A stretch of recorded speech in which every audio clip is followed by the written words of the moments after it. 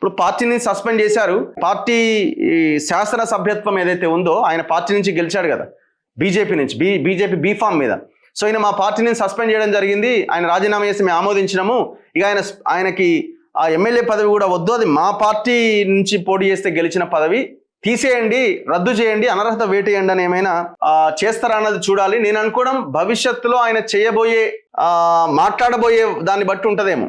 ఒకవేళ ఆయన ఇదే రకంగా అగ్రెసివ్గా మాట్లాడే ప్రయత్నం చేస్తే వేటు వేయాలని అభ్యర్థిస్తుండొచ్చు. మరి రాజాసింగ్ ఏమైనా రాజీనామా చేసే అవకాశం ఉంటుందా చూడాలి. మరి ఆయన ఆలోచన ఎట్లుంటుందో, బీజేపీనే రద్దు చేయమని చెప్తుందా, అనర్హత వేటేయమని చెప్తుందా, అంతకు ముందే రాజాసింగే రాజీనామా చేస్తాడు. ఒకవేళ కనుక జరిగితే, ఒకవేళ ఇమీడియట్ గా ఈ సమయంలోనే జరిగింది అనుకోండి, జూబ్లీహిల్స్ బై ఎలక్షన్ కి ఆల్రెడీ గ్రౌండ్ ప్రిపేర్ అవుతున్నది, ఎలక్షన్ కమిషన్ ప్రిపేర్ చేసుకుంటున్నది.